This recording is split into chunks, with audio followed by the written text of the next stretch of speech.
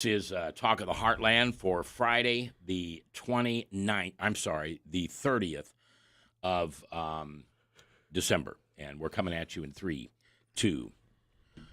Good afternoon. It is a little bit after 4 o'clock in the afternoon. I'm Mckoy, and this is the Talk of the Heartland. And what better to talk about on the day before the eve of the new year? In other words, New Year's Eve, is... My guest is Craig. How did you put this? Things not to do for New Year's? Yeah, 8 ways to have a miserable 2023. So it's not just the evening, it's the whole year. Oh, yeah, the whole year, 365 days. All right, and so we've got a good list for you. And yesterday was day 1 on this, so if you want to go back to youtube.com, search Mac, M-A-C, last name M-C-K-O-Y, and you can listen to yesterday's show. But we will do a little catch-up today on what we did in the first 4, but we're not going to go into it at all, just so we can catch up some of the people that were here. Yeah, they can definitely go back to yesterday's show. Yeah, so then they can figure out everything they want to know about what not to do. I just think this is a great line. What not to do in 2023. Did I get that right? Isn't it crazy? 2023. I know. I mean, Orwell's got to be rolling over in his grave, you know. All right, so, Craig, let's start with number 5. Yeah, number 5 of the things you don't want to do in 2023. Now, this is aimed to be a funny show. So, you know, if you take offense to something, I'll apologize up front. We don't mean to offend anybody, but we do want to have a little fun because everybody else is talking about what a great year, you got to get your New Year's resolution, da-da-da-da-da. Yeah, unless someone wants to have a miserable year, then they should actually take this list to heart. Well, we hope that nobody has a miserable year, but, you know, part of it will be miserable. You know, that's just kind of the way it is nowadays. But, all right, so let's start with number 5, please, and it is... Yeah, so stop being indecisive about what you want. So what I'm thinking here is, like, just find your passion and pursue it today. Like, one of the things I've learned in 2022 is that there are only so many tomorrows. A year from now, I think a year from now, a lot of us are going to wish that we started something today instead of starting a year from now. Yeah. You don't get to choose when or how you're going to die, but you can decide how you're going to live today. So I say, like, define these dreams and chase them. Find your dream and chase them? Yeah. Well, how do we find our dream? I mean, I've always got my dream. But you're right. It does change from time to time. So how do we find that dream, Pastor? Yeah, I mean, that's a big question. I think to think about, as I look back at my life, probably my biggest regrets are not the mistakes I made. I think the biggest regrets I probably have are the opportunities that I just didn't go for, the missed opportunities. So I think part of a dream is just living into it, like living faithfully every day and, you know, hoping and praying that God keeps revealing, you know, what God wants to do in us and through us. I think for some, it's going to be like a knot in our stomach when we, you know, hear something. For some, it's going to be just some thing that we think about at night that just won't go away from us. And I'm not sure if it's like one specific dream. Jeremiah 29:11 says, I know the plans that I have for you. He doesn't say, I know the plan that I have for you. I know the plans that I have for you. And, you know, so God offers us, like, the world, and really what we need to do is, I believe what we need to do is, you know, just respond to the grace that he gives us. Respond to the grace he gives us. Yeah, part of the reason why I wrote this one is, you know, I'm a pastor of a church in West Omaha, and I have done... Well, let's tell them what it is. Yeah, it's called the Water's Edge. Yeah, Water's Edge, 192nd and... Harrison. Yeah. And I've talked to you a little bit about listeners that if you know some men who want to get involved in a good Bible study, we're starting one at Water's Edge coming up on the 11th of January. And it's for the folks like me and Craig who have to work during the day. So this starts at 6:45 in the morning. I facilitate Jesus Teaches, and we're going to be studying the book of John. No, so part of the reason why I wrote this one, I would encourage you to be part of Mac's study. I think it's awesome you're doing that, especially at the time you're doing it, just for those of us who do have jobs during the day. But part of the reason I wrote this one is if we're indecisive today, we're not guaranteed tomorrow. Oh, and I think I lost track. I've probably done a dozen funerals this year at least for people who are younger than me. I'm 52, and this is everything from a 16-year-old girl to a 35-year-old woman to a 20-year-old young man. And I wrote this one because I don't want to see people miss out on their future because they always think there's going to be a tomorrow, and we're not guaranteed tomorrow. So I would say let's live fully today. Okay, but wouldn't you agree, Pastor, that we have to be careful not to put too much on our plate? Are you old enough to remember the Ed Sullivan Show? Vaguely, yeah. Okay. He had an entertainer that was on there all the time, and he had probably a 10-foot, like a bamboo stick. Oh, yeah. And on top of it would be a china plate. And he would start it to go and spinning, and then he'd have another one going, and another, and another, and another. And, of course, the bet was kind of like Jenga. Jenga, is that what it's called? How many pieces can we put in there until it all falls apart? When we talk about being indecisive about what you want doesn't work, you have to stop being indecisive. You also have to realize that you only have 24 hours in a day. And when somebody tells me, well, I ran out of time, I said, well, you had the same amount of time that everybody else does. How come they got it done and you didn't? So I guess I should ask you if you agree with that we've got to be careful to not just put another plate, put another iron in the fire. Yeah, I wouldn't pick up something without stopping something else. So here I would say, let's say no to the things that we need to say no to, and then yes to the things that we need to say yes to. So the word no in itself is a complete sentence. I think part of us get into problems. We feel like we have to, one of the things we talked about yesterday was number 4, stop pleasing people. And I think that something like people pleasing can get in the way of, really living into the future that God wants us to live. Paul says somewhere, and I don't know the specific verse. It's I don't quote me, like Galatians 1:8 or something, Galatians 1:9, where he says, when we're pleasing people, we're not pleasing God. So I agree with you, Mac. We can't pick up a bunch of new stuff and add it to our existing stuff and hope for better results when we pick up new stuff. I think what we have to do is whittle down and refine what we're currently doing. And that way we're always doing the stuff that's going to be most important to us and most important to the kingdom.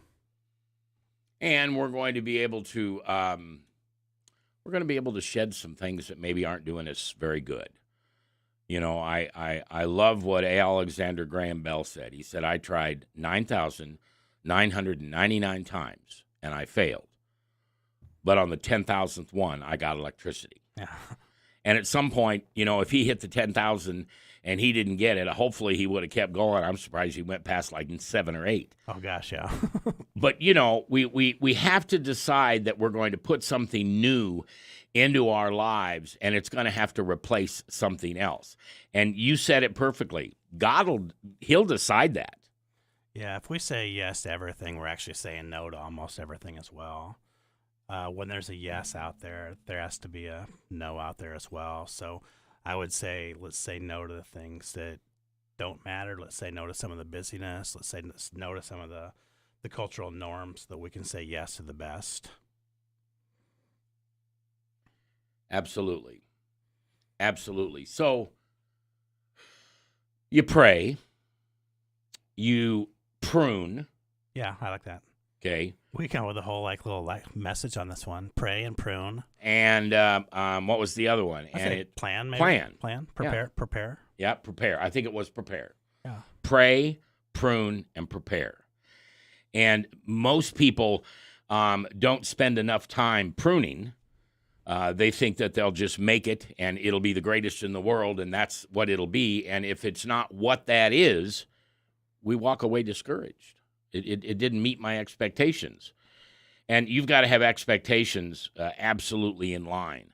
I mean, I'm a serial entrepreneur.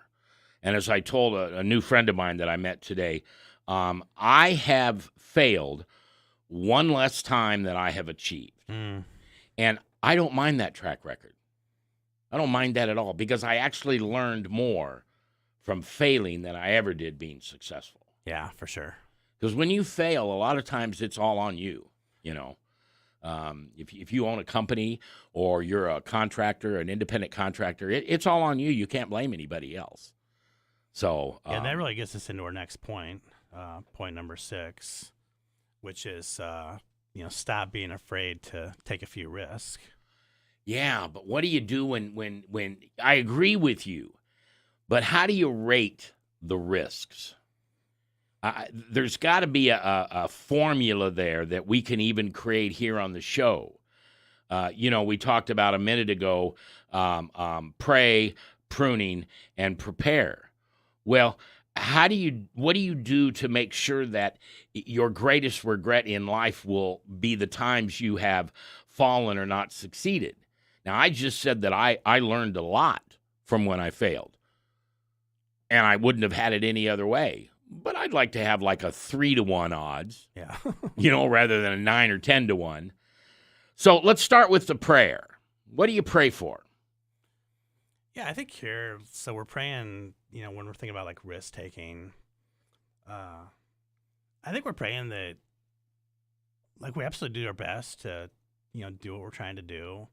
I think we can also pray that if we don't succeed, that we like do learn something great from it. Yeah. And if we do succeed, we're open to see like what's next.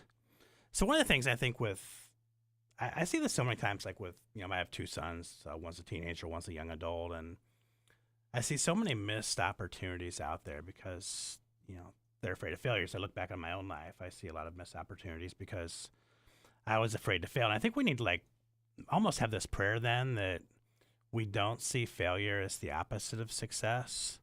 We see failure as like almost like a necessary part to success. So like my younger son is a very savvy lacrosse player. Yeah. Now I remember playing catch with a lacrosse stick and a lacrosse ball with David the first time. And, so we tried it and like neither of us were any good at it. So finally after like 2 days, we did it like 10 times in a row. Now, if you go to one of his games now, he plays for Millard West. Like, he can pass behind his back. He can shoot, like, with his eyes closed. So, like, he had to have all those failures, before he could have the successes that he's having now. And even talking about like, your businesses, like you've had businesses that didn't work out the way you wanted them to, but you may not have like had the impact or made the money or whatever the goal was, but you came away with some lessons that you learned, and that's gotten you where you are today. Yeah, I was in the restaurant business. I've always been in the radio business. Mm-hmm. But if I owned a country station, then I would want to have a country dance club, not a bar. Yeah. A country dance club. Yes, they may serve alcoholic beverages, but the point is it's entertainment and it's a dance floor, and that's why people are coming. Well, if I owned a sports station, then I'd have a kind of a hard rock type of thing. Well, it didn't work. We lasted a little over 5 years, but it wasn't something that was in the black long enough or well enough that we could sell it. So we failed. But that was the second try. The first try, we were very successful. And it probably could be open today, too, if I hadn't moved back to Omaha. But what Craig says makes so much sense, is that you will learn, if you're open, if you're humble enough. And my definition of humble is being teachable. Yeah, that's good. If you're teachable enough to understand what you did wrong, and quite frankly, you did something wrong on almost everything. I hate to tell you that, but it's the truth. Then you probably will never be successful again. So don't be that person. Well, look at Peter in the Bible. So, Peter, he's walking on water, which like in itself is an amazing feat. But then he took his eyes off Jesus and sank. Yep. So then Peter, denies Jesus 3 times. Another failure. There's a time that Peter pulled out the sword and, wanted to chop the guy's ear off. Slap the guy with it. And Jesus says, no, that's not the way we do things around here. And, yep. Like, it was all that failure that allowed Peter in Acts 2 to give the sermon at the start of the church. And it'd be interesting if I don't think that Peter would have had the success that he had in Acts 2 had he not had the failures throughout the Gospels. Sure. I mean, he would probably be so embarrassed the fact that so many people know about, you denied Jesus 3 times. Yeah. And the other thing that I think is interesting about the story of Peter is you would have thought that after spending 3 years with Jesus, because he was one of the first who Jesus went up to and said, "Follow me." Yeah. But yet Peter still took the sword and took that ear off. You would have thought Peter would have learned that Jesus wasn't a violent man. Yeah. He didn't. He hated violence. He loved love and peace and not war. I'm with Craig Finnestad, Close enough. Finnestad today from Water's Edge, 192nd and Harrison, way out there. But it's a beautiful church. 2 services, one at 9 and one at 10:30. Yep. And Bible studies around, just go to weomaha.com. I think that's so cool. Did you know that when you picked Water's Edge? No, we figured that out about 5 years into it. So we planted in 2005. And I think it's like 2009 or 2010. We started this running club. And like there's about 30 or 40 of us that ran like a half marathon or a marathon. And we were raising money to build like a well in Africa. So we were trying to figure out a name for our little running club we had. And someone came up with the idea. We call it We Run. Yeah. So like the We is short for Water's Edge and Run. So then after that, it just totally took off, and we changed all our branding. And we're still known as the Water's Edge, but our website's We Omaha. Oh yeah, I love that. So go to We Omaha, weomaha.com, and you'll learn a lot more about that church. And we hope you join Craig and his amazing staff some Sunday, 9 or 10:30. 192nd and Harrison. I'm Matt McCoy. If I haven't told you lately, thanks for listening. I love this job, and I couldn't do it without you. And when we come back, we're going to dig into a little bit more on number 6, but boy, number 7, that's the one you're going to really want to know. Yeah, 7's a good one. And we'll talk about that when we come back on AM 660 and FM 106.7 in Lincoln and all around the world at kcro.com. 3, 2. Good afternoon. We are back on this 30th of December. Last day. One more day after this, and it's 2023. And, it used to be everybody would mess up on the check. They date the checks wrong. Well, nobody writes checks anymore. So who knows how easily we'll figure this out. But it is 2023 in just about 40 hours, maybe a little bit less. Today, Craig and I from Water's Edge are talking about, I love the title of this, 8 things you shouldn't do in 2023. That's awesome. Because most of the time, everybody's talking about what you should do. Yeah. Well, Craig has kind of put together a list, and Craig wrote this. He kind of put together a list of, if you're going to be successful, don't do these things. And let's go back and review a little bit. Number 5 was stop being indecisive about what you want. Find your passion and pursue it. There are only so many tomorrows, and a year from now, you will wish you had started today. You won't get to choose when or how you're going to die, but you can decide how you're going to live. Define and chase your dreams. That's number 5. Number 6 is stop being afraid to take risks. Your greatest regrets in life will not be times you have fallen or not succeeded. Your greatest regrets in life will be that you didn't try. And I've taught my kids that all my life. Failing is not to try. Expectations are built on different things. I work at a sales company. And some sales companies will tell you what your goal is, Craig. That's not the way to do it. Mm-hmm. How much do you think you can produce next year? Oh, could you give me like 10% more? Sure, I think I can do that. Now it's your expectation and your goal, and you're going to hit that.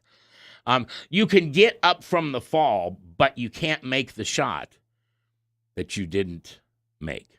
You can't hit the shot. You can't score a point or 2 or 3 if you don't take the shot. All right, so that brings us to 6. And number 7, I love number 7. Talk to me a little bit about number 7. Yeah, number 7 is stop being ungrateful. So I think we almost live in a age of entitlement, and entitlement means that we actually deserve everything that's ours. Oh. Where we see it from a Christian worldview that everything we have is a blessing from God. Yeah, God owns everything. And I've just noticed, like, pastorally over the last 25 years in my own personal life, when I see gratitude practiced, like, that is like a revolutionary thing. And that person looks at the world so much differently than the ungrateful person. Yeah, so think about a marriage. Like, if you're grateful for your spouse, that marriage is going to perform on a whole different level than if you take your spouse for granted. Children, like, say if you take your parents for granted, that relationship is going to look a whole lot different than if you're grateful for your parents. So I think one of the things I see in the world today is so much comparison, so much envy, so much jealousy. And these things are going to... So Jesus says he comes to give us a rich and a satisfying and abundant life. And I think this envy and jealousy and comparison are just like cruel criminals that... Cruel criminals. Criminals. I like that. Yeah, cruel... I talk in alliteration when I'm on the radio for some reason. Cruel criminals that like try to steal the abundance that God is trying to give us. So every moment that we spend practicing envy and jealousy is a moment that we're going to miss life's blessings. And like, I don't care who you are. You have blessings in life. If you woke up this morning, you have blessings in life. Chances are, if you're listening to this show, you live in a nice part of the country. I know we're worldwide here as well, but we are blessed people. And when we fail to realize that, we're failing to live into the abundance that God is planning, giving us, and promising us. Craig Finnestad is my guest today. He is the senior pastor at Water's Edge at 192nd and Harrison. Services at 9 and 10:30 on Sunday, Bible studies throughout the week. And if you're like me and you're a church mutt, which means you're kind of like the puppy that goes from house to house and gets treats. Well, I go from church to church, and my treats are the message. My wife loves the music, and between the two of us, we can usually figure out if we like that church, and then we go back to it quite often. Water's Edge has become one of our favorites, and you can't appreciate a good sermon until Craig gives it, because you are the driest man in the whole world when it comes to a sense of humor. Yeah. But your congregation knows. They love to laugh. Yeah, I make Bob Newhart look charismatic, I think. So there you go. I like that. I like that. I've just dated myself, too. Although, like, it's tough to find people today with good, dry humor. Well, everybody's dirty. Yeah. I mean, everybody thinks if they don't say the F word or something like that, then they're not going to laugh. And here's what's funny. A lot of audiences laugh at that stuff. Mm-hmm. That's their cue to laugh. But anyway, that's another story. Yeah. All right, we're going to take a break. When we come back, we're talking about being grateful. And here's something I want to talk about when we come back. And I want you at home or in the car or wherever you are listening, I want you to think about making something today or tomorrow or at least no later than Sunday. And what is that? We'll talk about that when we come back. Here on AM 660 and FM 106.7 and all around the world at KCRO.com. All right, third in 3, 2, 1. We are back here on Talk of the Heartland on AM 660 and FM 106.7 and all around the world at KCRO.com. Hey, this reminder, this is Friday, and coming up at 5 o'clock this afternoon is Alive and Active with Nebraska football coach Ron Brown and Michael Bliss. And no, they don't talk Nebraska football. But, boy, you're surely going to know they're big sports fans because a lot of their analogies come right off the field. But that's coming up today at 5 o'clock, and then at 5:30, it's Jeff Kaiser and Harvest Church's Come Home. That's the name of the program, and that's his message, Come Home. And those two programs you can only hear right here on AM 660, FM 106.7, or go to KCRO.com, and they're there for you on a podcast. So 8 things that you shouldn't do in 2023 if you want to be successful. And we've gone through several of them here, and we're now on number 7. There are 8, so we're coming to the end. 7 is stop being ungrateful. Envy and jealous are cruel criminals. I like that line. They steal today's blessings like no other. Here's what I do. Maybe twice a week. I do it probably at least twice a week. Before I go to bed, I make a gratitude list. And yes, it's okay to put on the big ones, but just look at the last 24 hours. Or if you do it weekly, maybe this is something you do Sunday when you're getting ready to hit the hay and start a new day on Monday and work and everything else. Write down the things you're grateful for. This is radio, so I can't show it to you, but in my pocket, I have a laminated backside and front side, what I'm grateful for, and it was in 2017. Oh, wow. And I still carry that. And, yeah, there are some that wouldn't be on that list if I redid them, but it helps me to remember how I got to where I am and the people that helped me get there.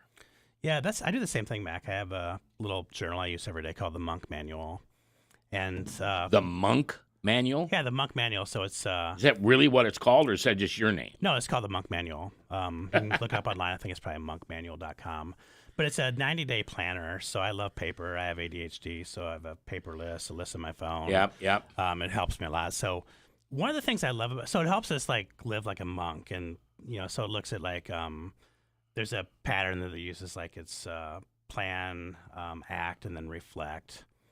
And so one of the things that it asks you every day, like it has limited space in the 2 pages, but one of the things that it asks you every day is what 3 things are you grateful for? So I remember when I started doing it January 1st of last year, and all this, God, family, friends. The next day was like food and house, and but I love like the idea of like digging a little bit deeper, just to think about like, so I'm today, if I were to look at my life, I've been up working since like basically 4:30. I done a funeral. I met with another family about a funeral. Today? Yeah, just today. So if I look at my life, though, like, I mean, there's so much to be grateful for. So one of the things I'm grateful for is when I walked outside this morning, like I didn't freeze. It felt so nice. It was like 45 degrees, and all this. I mean, I would have been cursing 45-degree weather in July, but it just like it felt so refreshing, and like I just thought of the psalm, like this is the day the Lord has made, and let us rejoice, and let us be glad in it. I'm grateful that I'm not the one that's speaking on Sunday. I get a Sunday off, and I have a son that's home from college, and I get to spend some time with him. So just think about. And I love preaching, by the way. It's just I need a break, and I'm grateful this Sunday I get a break. And so I think part of the challenge, Mac, is to just keep digging deep. Like, how grateful are we? And all of a sudden, like, we're not just grateful for the things that are right in front of us all the time, but we're grateful for, like, the little things in life as well. Craig Finnestad is my guest today. I said that right, didn't I? Finnestad. Well, that's way too Norwegian. It's Norwegian, yeah. Finnestad. All right. I'm grateful I get to go to Norway in a couple of weeks. I'm very. Do you really? Oh yeah. You go there like a lot, don't you? Yeah, quite a family there, so I'm excited. Oh, like real family? Yeah, we're going to the Arctic Circle. Me and my oldest son are, and we're excited. We're hopefully going to see the Northern Lights. Yeah, if you don't freeze to death. Yeah. So, Water's Edge is at 9 and 10:30 on Sundays. Bible studies throughout the week, and it's at 192nd and Harrison, kind of out there in the Gretna, obviously Millard area, also in Elkhorn area, and it's just a part of Omaha. And a great church. I hope you take the time one day to visit. So I was just thinking, so you were talking about things you were grateful for today. Yeah. And that made me think. So tonight, when I go to bed, if I was going to do my gratitude list from today, I am thankful for my Kirby that worked, my Kirby vacuum cleaner, because I have a real mess. My man cave is my man cave, but I'm in charge of cleaning it. And sometimes I don't do that. And I get a funny look from my new wife, Miss M. So today I was really happy that my vacuum cleaner, my Kirby vacuum cleaner, worked. I'm just grateful to hear the word Kirby vacuum. Like, how old is that vacuum? Oh, it's older than it's old. We have 3 of them. But those things are made like to last. Oh yeah, obviously. they'll last forever. Yeah. Yeah, the only problem with a Kirby, and let's get tough here because you can handle it, is they're heavy. Oh God, they weigh like a ton. Yeah, they're heavy. So that would be one thing I would write down. Then I would write down the fact that I was grateful for a meeting that I had today, and I met a new friend. Yeah. It wasn't just a successful meeting, but I met somebody that I really like. In fact, I talked about you with him because we started talking about worship. My wife had time to have lunch with me today. Oh, that's awesome. Because she's a school teacher, and so she's off. And it was so pleasant to just go to lunch. We never get to have lunch. And so that was one thing I was grateful for. I'm always grateful for my puppies. Always. Can I bring them to church with me? You could try. Are they well behaved? Oh, okay. I won't bring them in. Of course they're well behaved. But anyway, you don't have to sit every day and think of the big ones. Well, I'm grateful my mom and dad were good parents, and I'm grateful to live in a free country, and I'm grateful. But what I loved what you just did, Craig, and what I'm trying to help myself do, let's just look at today. Yeah. Let's just look at tomorrow. That's why I love what you just did. I thought that was great. What, the Kirby? Well, no, making a new friend and having this vacuum that still works after like 80 years. Yeah, not 80. No, and having the surprise lunch day with your wife, like that's like what I don't think contentment in life can happen unless there's gratitude. Yeah, very good. If we're not grateful, we're not going to have contentment. And if you're not contented, you're not going to experience happiness or joy, and you're just missing out on so much of life by not practicing gratitude. Well, and I like what you said in number 7. And by the way, we're doing the 8 things you should not do in 2023. And as you'll see, these are not particular things like I'm going to lose weight or I'm going to fail at my weight loss or something. These are all spiritual. These are Christ-centered to help you become closer in your relationship with your Creator, Jesus Christ. But you say here in 2023, stop being ungrateful. Mm-hmm. Envy and jealousy are cruel criminals. Did you make that up? Because that's a good line. No, that was mine, yeah. Okay. They steal today's blessings like no other. That's envy and jealousy. Every moment you spend practicing envy and jealousy, you miss the beauty of life's many blessings. And you have many of them. And some of them you will not experience. One of them is contentment. Because if you don't enjoy, and if you are intentionally unthankful for your current blessings, then it doesn't work that way. So it's kind of like that Bible verse that says, renewing your mind. Renew your mind every day with the things you're grateful for. And I'll guarantee you, your day is going to end better. You're not going to have a lot of dreams, because when you journal at night, no matter what it is, you're getting rid of those things that your mind's trying to hold on to. But you also, and you can do what I do. I just take it, put it in a business card. It's like a font of 1. Mm-hmm. Put it in a business card side, laminate it, and then I can carry it in my billfold. And every once in a while, I just look at it. And then at home, I have a book. So it's the 8 things you shouldn't do in 2023.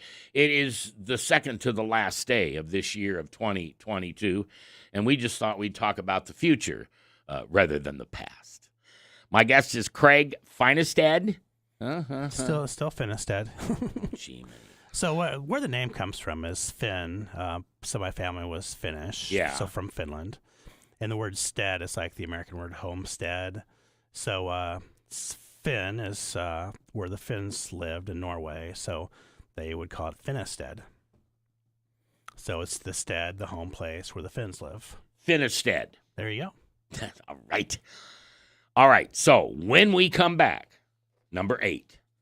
And yes, you may have realized that we're not about living in the past. I think if I could pick one of these, it's number 8. So stay with us. We'll do it when we come back on AM 660 and FM 106.7 and all around the world. And thanks for listening. Always, you can send me an email. Love to hear from you.